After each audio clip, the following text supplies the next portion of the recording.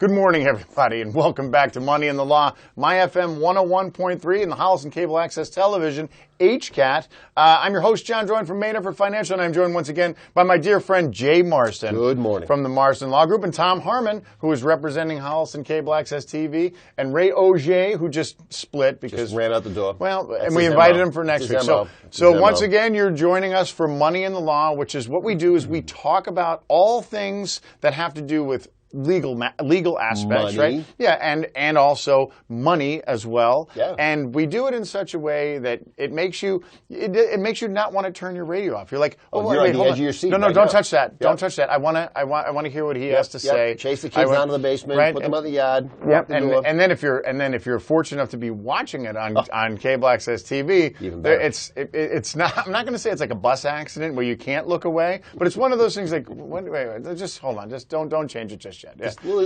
We might learn something. We'll We get to the might movie learn in a something. second. Yeah, we'll we get might to the learn movie in a something. second. We might learn something. So, Good stuff. What's up with you?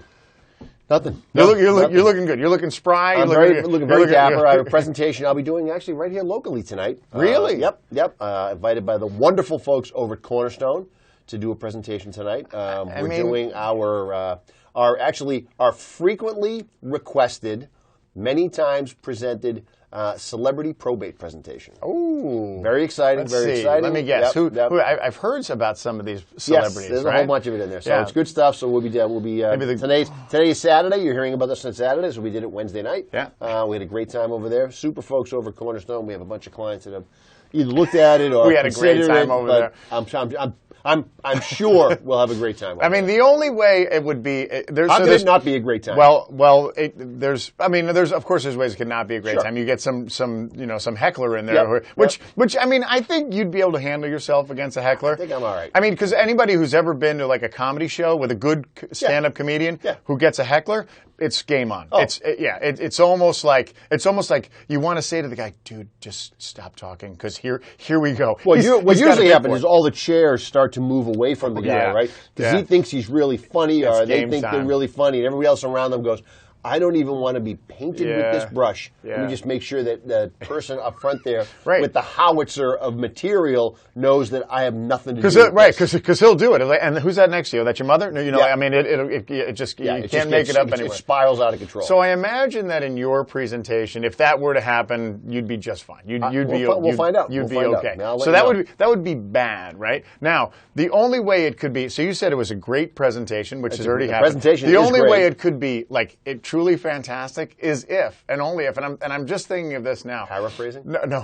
is if you actually, for the celebrity, if there was a leak of like what celebrities you're going to talk to, and you had some actual replicas or actual people who dressed up as said celebrities. I should dress up as the celebrities. I should dress up as dress all up and the celebrities. Put in your Prince costume and come out of my Elvis jumpsuit. Dress up as Aretha Franklin and you're on your way. That's right.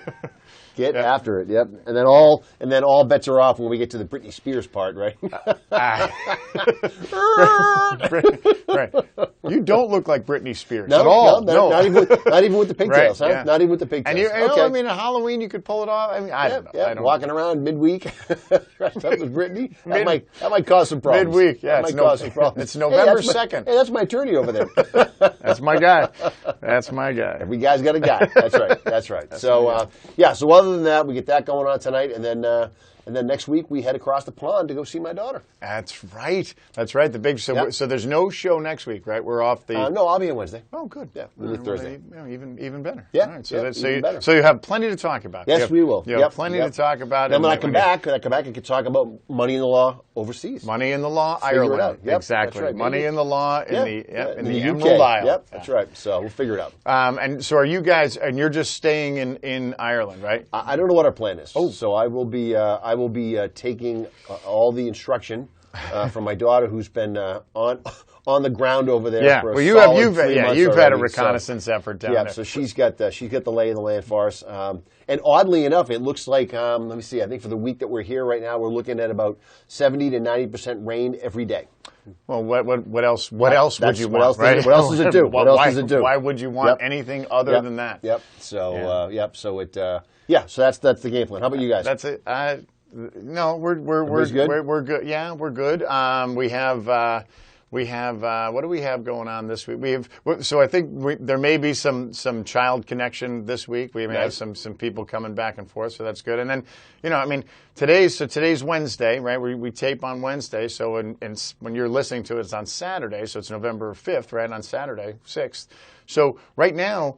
It's like we're getting close to it's game time. I know. It's like we just crested the hill and it's going to be downhill from here all the way into the holidays. You notice it in the office because you're always booking out a couple of weeks ahead of time for appointments and things like that. And then all of a sudden, I was I had a meeting last week and we were talking about how the month was going to play out.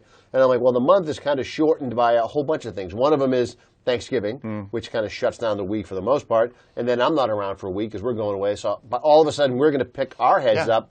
And it's going to be December. It's December, and then you know how meetings are in December. It's hard, right? Because there's all the other stuff, right? So, so we're there. We're ready to kind of take that on, and with luck, with some good fortune, maybe we'll be able to organize, get 30% done of what we set out to do. There you go. All right. So speaking of not getting a whole lot done and not being productive, I recently reviewed, and this is what I wanted to talk about today. We've discussed this before, so I'm going to review for our audience. So I came up with this idea. So I recently reviewed the movie Top Gun Maverick. So for those of you who haven't seen it, there may. When you say reviewed, you mean you watched it? We watched it. Okay, yeah. So I think from a spoiler perspective, I don't think I'm going to spoil anything. We're not going to. I don't want to talk. Spoiler alert, right? If you haven't seen it yet and you want to go in cold, then you'll have to watch this. First of all, that's your incentive to get to the movie. Yeah. And then you can listen to the show. Yeah, you can rent it, watch it. It's on, it's on TV now. So it's I reviewed that movie, and again, with the eye of it was the first Top Gun was arguably one of the most influential movies of me as a young teenager back in the 80s, as a child of the 80s. Sure. So this was I anticipated this. I mean, when they announced it 2 years ago that it was going to come out, I was so excited about it. And years in the making, I imagine. Yeah. I mean, they could have done that movie 15 years ago, and you would have had the same effect, right? Sure. So, but it's 30 years later. Yep. So I wanted to talk about how what they did and how that movie, because really it was a 30-year later sequel. And it was the same stuff. Like there was so much of the same. I'm not saying that it was repetitive, but it was like so much of like kind of nostalgia that is brought to 2022. Oh yeah. And at the end of the day, as much as I was shooting holes in everything, and there will be things that we will talk about. I'll shoot holes. As much as I was shooting holes in everything, it worked. Right. And so the concept of kind of keeping of holding on to things that are good. Yeah.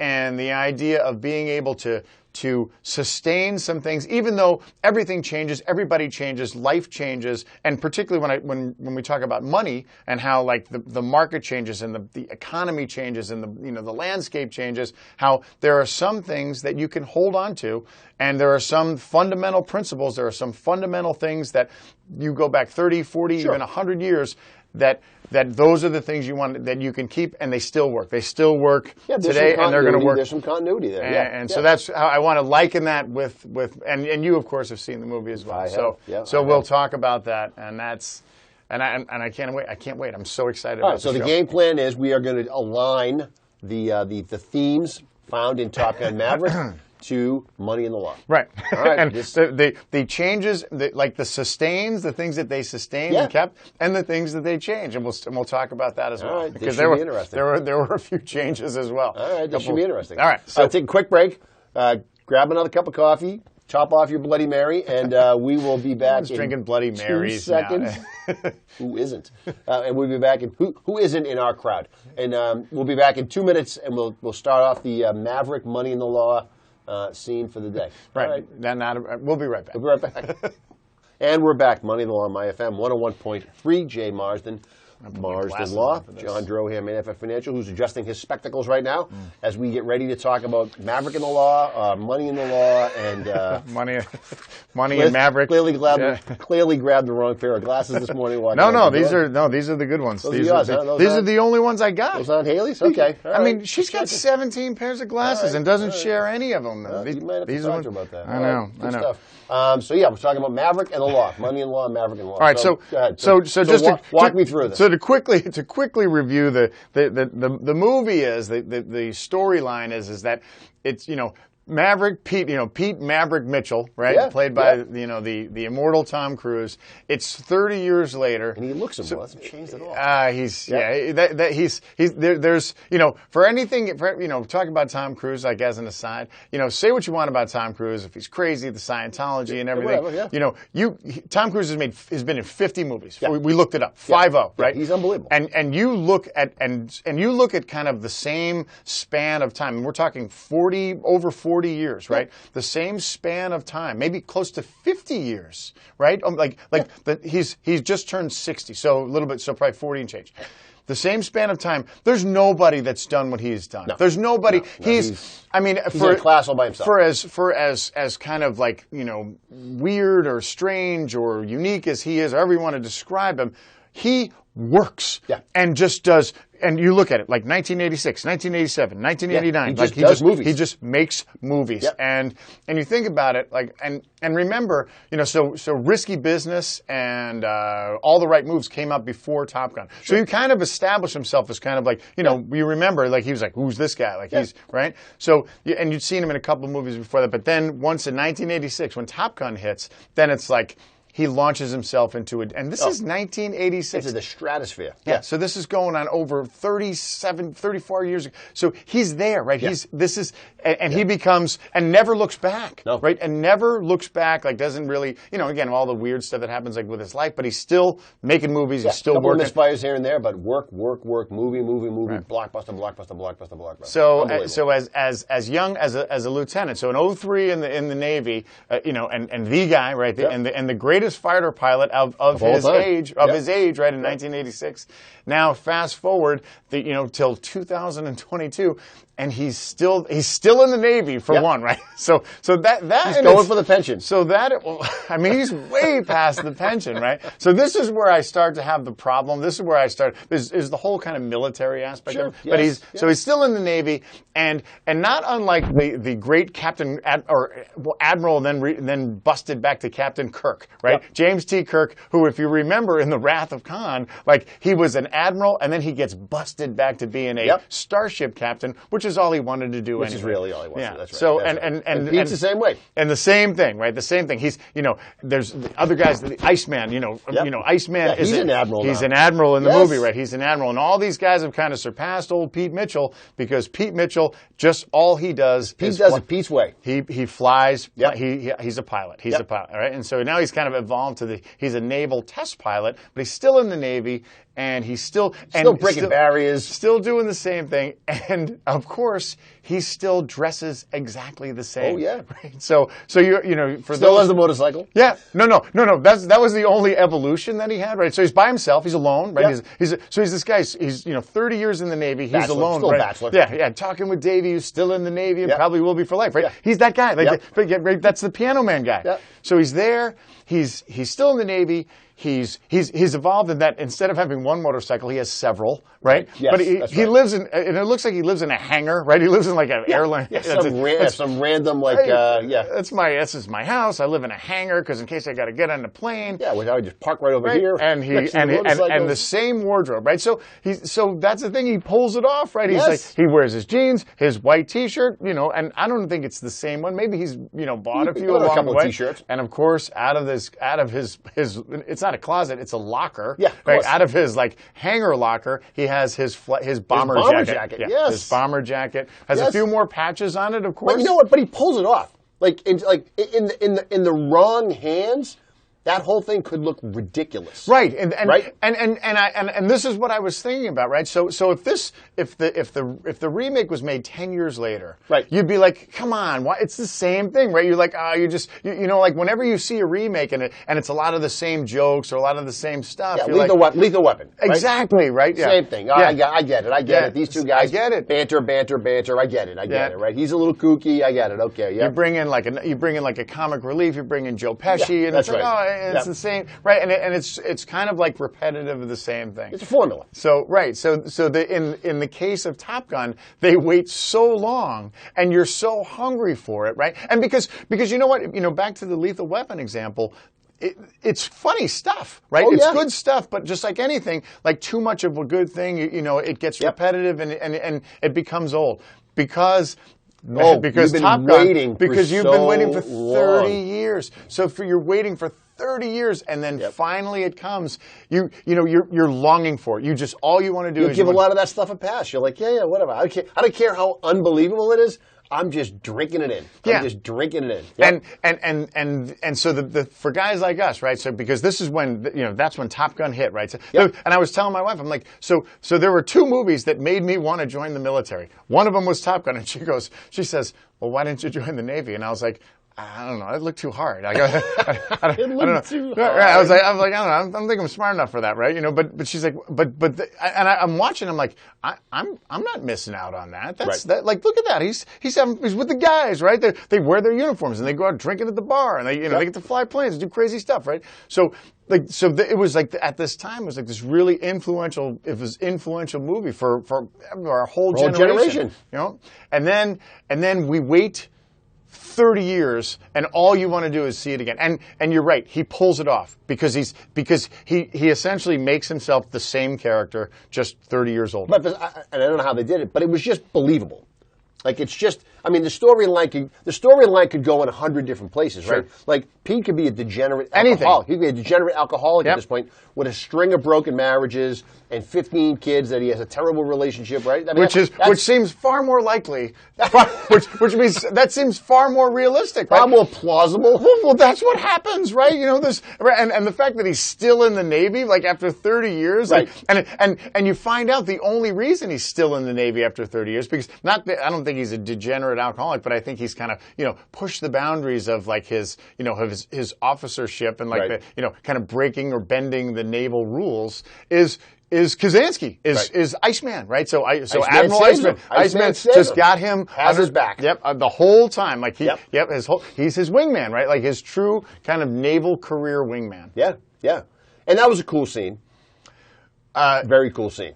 Oh, so I'm getting to that. All right, I'm not going to jump in. No. Go ahead. So as we're watching the movie, all of the stuff that in 1986 seemed very plausible and very, because you didn't know any better, right? You were like, yeah, of course. And I'm just telling for people in the real world, like in the military, like junior officers don't go out in uniform and go rip it up in a bar. You're not allowed to do that. I mean, I'm speaking kind of maybe the Navy in generalities. Yeah, maybe the Navy. I know the Marines who work directly who are a subset of the Navy. Sure. They ain't allowed to do that. No. You're not allowed to go out and like within uniform slap on your dress blues and go knock back some cocktails. I mean, now it's one thing. Well, no, it's one thing if you're like at an event, right? Yep. In fact, I had a buddy of mine who, if you're like a military event where it's just military people, John Pistone, who is one of my dear friends who I taught with at Northeastern. Pistone used to call his dress blue like his fancy black shoes. He goes, "Oh, those are my drinking shoes." Yeah, he's like, because the only time I wear them is at these events. So that's different. If you're at like a kind of closed off event, like surrounded by other. It's a military event. Military. Then it's a different animal. But not going down to the local bar, not going to Casey's Bar and Grill, in uniform, right? Let's go play some. I mean, first of all, why would you do that? Don't you have other clothes? Right?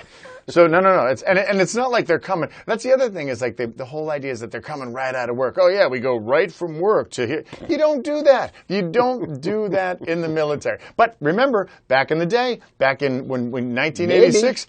Those guys are all in their whites, and they're out, at the bar, and it's serenading women. That's right, serenade, and it was not only was it cool, it was extra cool. It was like, wow, look at how cool. But that's one of those things that kind of you fast forward to now. So they do that, right? They do that in an effort to kind of connect you back to to that time. Well, that whole scene is basically it's a replica of the other scene. I mean, it's the same scene. And Maverick is kind of watching it, as an older guy, like he's not connected to that, and he's kind of, wow, I miss the good old days. Sure. Look, wasn't that so much fun back in the day? Who's going to start singing, right? And then of course, who shows up is none other than Goose's son, right? Go figure, yeah, right? Go figure. That's crazy. So the Miles Teller who played Rooster, who played Goose's son, did a fantastic job. job. Great job. He was that guy, and of course he shows up in the old Goose outfit, right? Of course he does. He's the only one. He's the only one who seems realistic because he's the only one not in uniform at the bar. Right.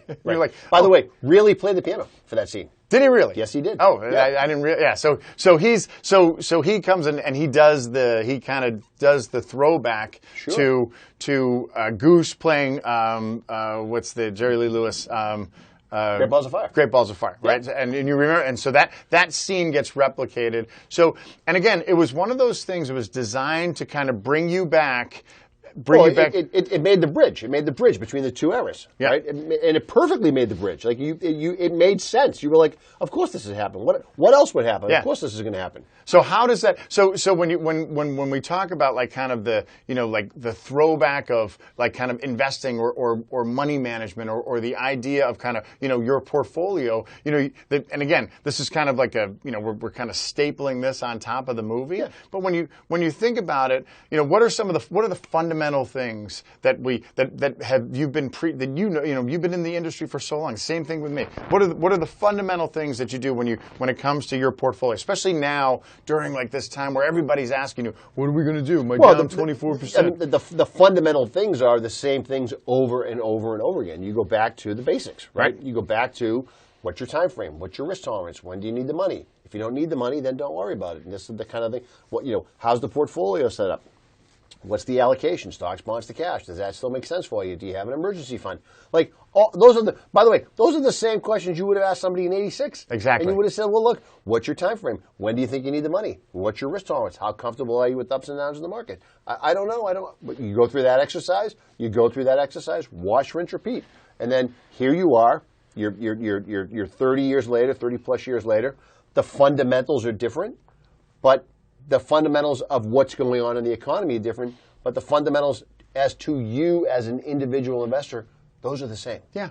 That's the line. That's the consistency throughout the whole story, which is when do you think you need the money? What's your time frame? How do we put this together? Yeah, and some like the basic things, right? So am I going to do I put all my eggs in one basket? Do I assume more risk than I can stand, right? Do I diversify more my portfolio?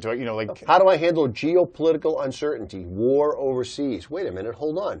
Let's see. What was happening in 1986? Oh, that's right. There was this country that had a different name, but it was in the same place. That invaded another country. That invaded another country, and there was like a conflict, and the United States was kind of out on the outside of it, but they were against it, we didn't directly intervene. Right? Yeah, that happened in 1986, and guess what? It's happening in 2022. That's right. Inflation, rates. Challenges in the housing market. Oh, the interest rates are going up. Yep. That's weird, right? Because that's exactly what they did in the late 1980s. That's right. So that's a great point. So there's an undercurrent, there's a thread that runs throughout all this, and then you go back, and the fundamentals are the same, right? So the way you approach your portfolio is the way Pete Mitchell approaches life. It's the same way. He hasn't changed his approach. Should you change yours? Probably not, unless something's different. And again, you made a great point. But so much has changed, right? There's so many different things, right? There was no the technology companies that industry wasn't near what it is now, right? So although a lot of the players have changed and a lot of the faces have changed, and then all the other things like you said, geopolitical. There's the climate has changed. Like there's all these other factors that have changed. And if you liken it to the movie, right? Think of all the things that and they talk about in the movie, kind of all the things that Maverick's kind of done. They kind of glance over kind of what he's done in the Navy. Oh, he's been deployed. This many times. Right. He's been in this many combat missions. So over this, he's kind of seen all the, from a naval kind of fighter pilot perspective, he's seen it all, right? Yep. He's seen all that change. He's seen kind of the fall of the Soviet Union. He's seen like kind of all the, he's seen the September 11th, like he's seen the whole war on terror, and he's kind of been part of all that. Yep.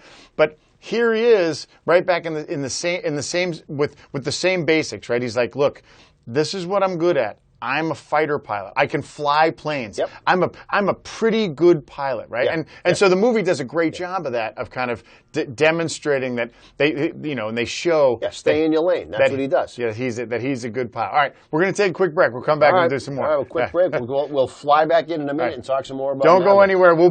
You're on the edges. You're like, oh my God, we're watching. Don't rent it, buy it. You're on the edge of your seat like you'd be in the movie. It's almost like being in the movie. You paid for the whole seat, but you only need the edge. We'll be right back. And we're back. My FM 101.3. Jay Marsden, Marsden Law Group. John Drohan, Maniac for Financial.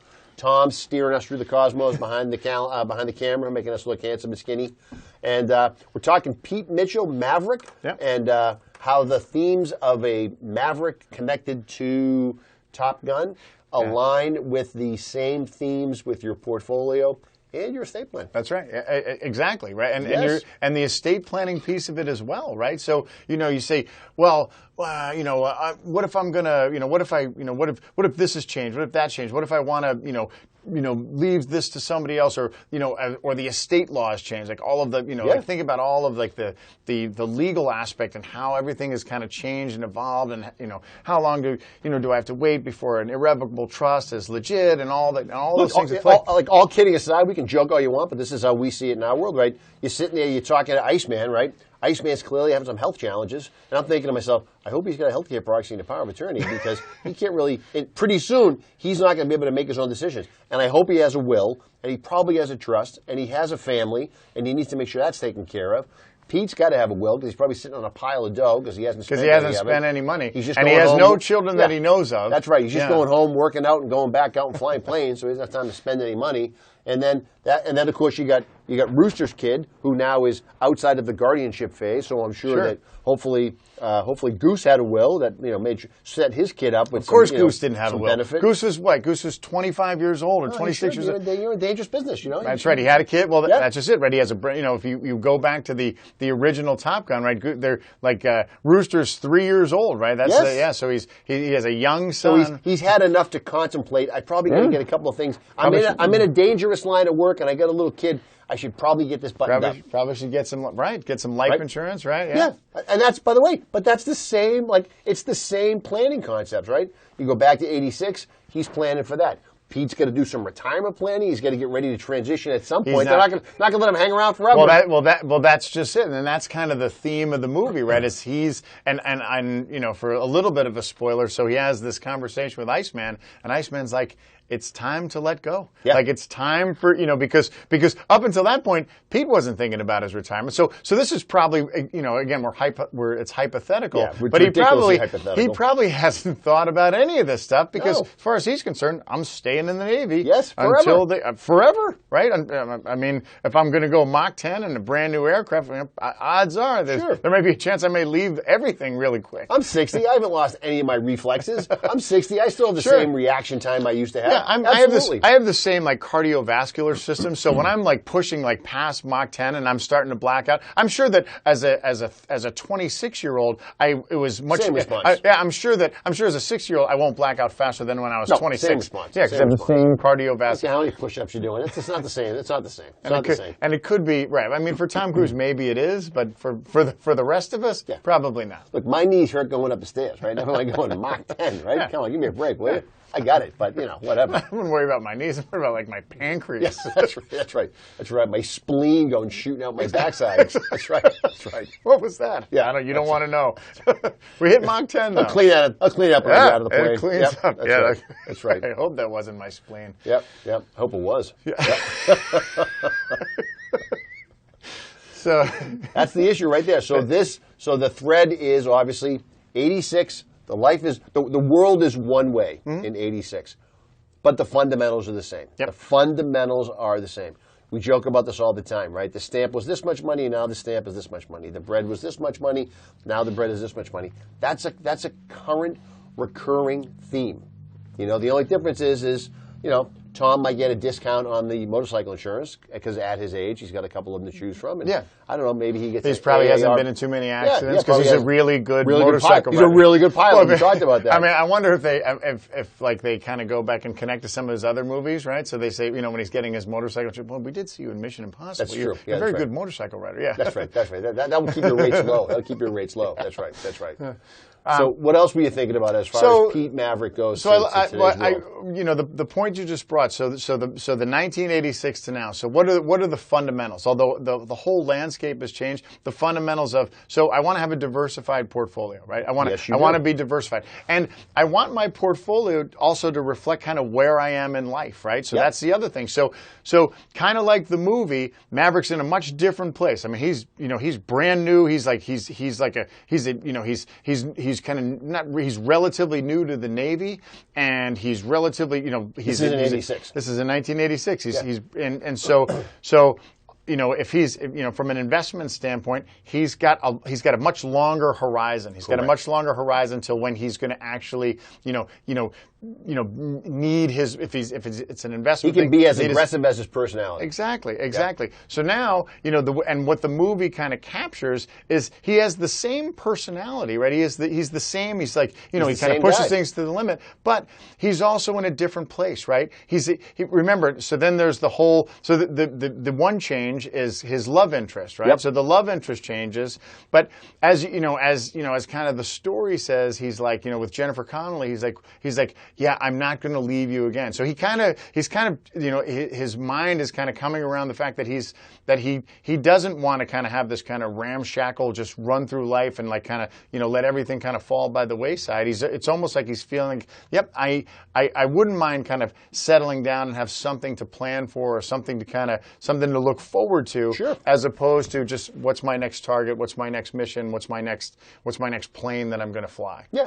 That's usually when guys walk into your office and they say, look, I'm getting ready to settle down. I haven't saved a nickel in 36 years, and I need to catch up. Yeah. And what can you guys do for me to get me $10 million in 5 years?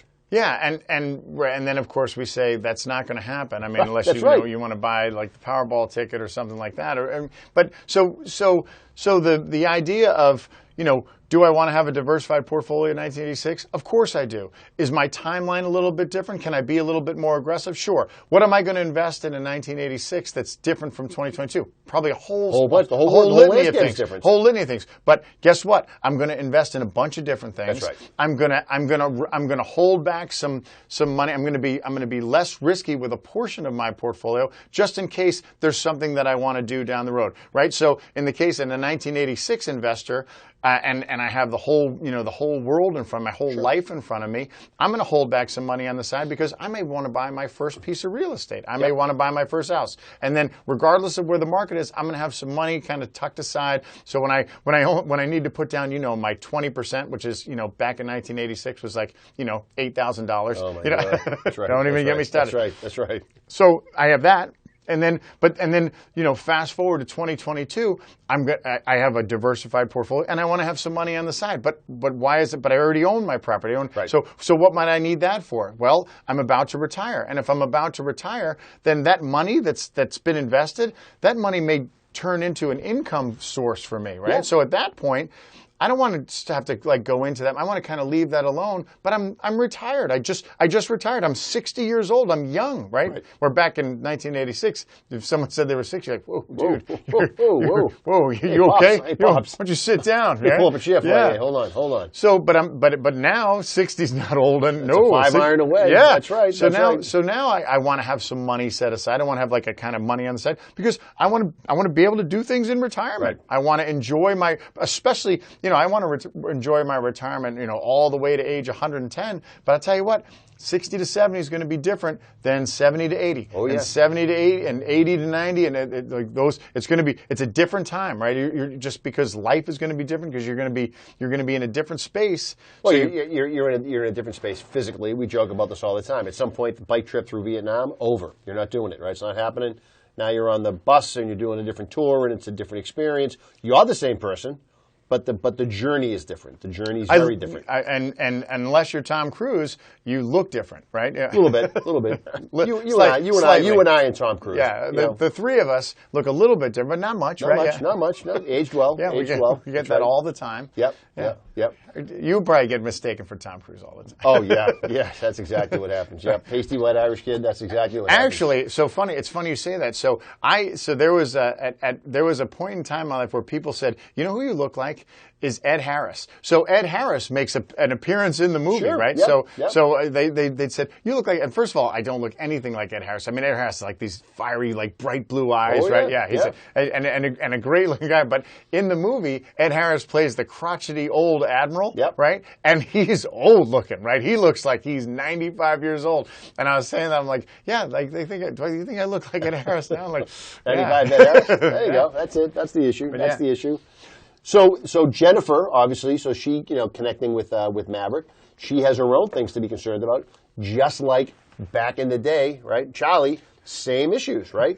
Now, Charlie took a different approach, right? She invested in some property down in Key West. She put a restaurant together down there. That seemed to be her little side hustle down there. But Jennifer's got the same thing. Does she own the bar, or is it Dad's bar? No. Remind me again. So this is again some of the things that I was shooting holes in. Of course, I was shooting holes in and we mentioned this before. So the officers going out and ripping it up, ripping it up in some local bar, some local in uniform. There's that. There's the whole idea of that. If you're an officer in the Navy, right? I'll get to the Jennifer Connelly thing, but if you're an officer in the Navy and they're 03, right? So they're lieutenants, so like a captain in the Army, like 03, right? So and Maverick is a captain who's in the Army, it's equivalent of a full bird colonel, right? There's no way they're like poking their finger in his chest and throwing him out of the bar if he doesn't pick up the tab. Like that doesn't happen, right? That doesn't work. No, it doesn't matter where or who you are. You just don't do that because you will then be court-martialed out of the Army, right? It just doesn't, right? So there's all that, right?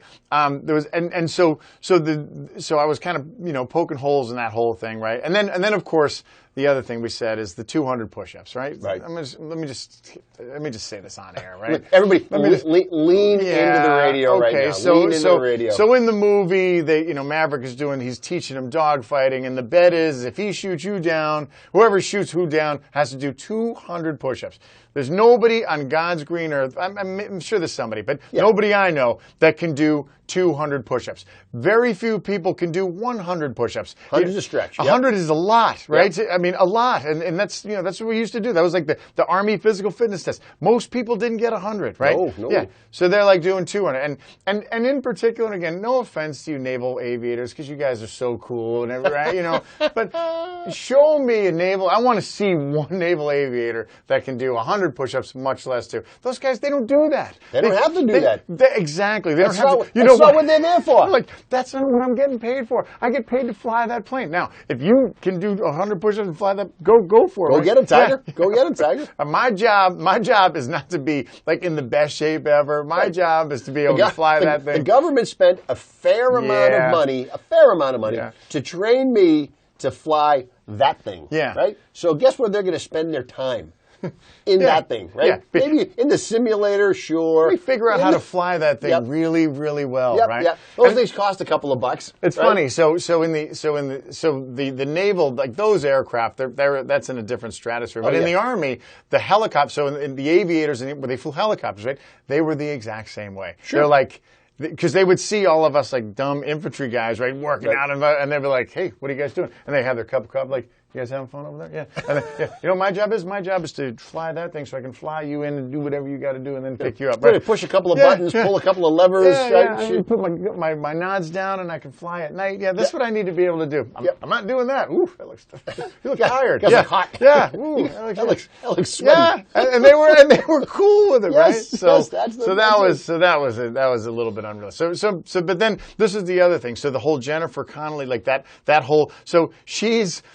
The storyline is that she buys the bar. She obviously had a relationship with Pete Maverick in the past. Yeah, Pete Mitchell in the past, and she's divorced or separated from her daughter's father, right? Conveniently. Yeah, and the daughter is now 15 years old. So she's like, oh yeah, and she says this, I bought this place 3 years ago. So this is the part I don't get. So it's like, and it's a hopping bar. Like there's, a lot going on. I mean, it's packed, right? Well, all the scenes. You're a stone's distance from a base. So you probably have some repeat customers, right? Clearly. You don't have to change anything because they just keep moving them through, right? You're the only game in town. I was going to say, it doesn't look like there's a lot of competition, right? Yeah. She's not fighting it out. So those things probably go for a couple of bucks because it's kind of an annuity. Yeah. Right? That's exactly what it is. Back to the investment piece. It's an annuity. She bought an investment property, and she's got a great investment, and it's going to just churn revenue for her unless something blows up. But it's a restaurant, right? And Jennifer Connelly's like this gorgeous, attractive,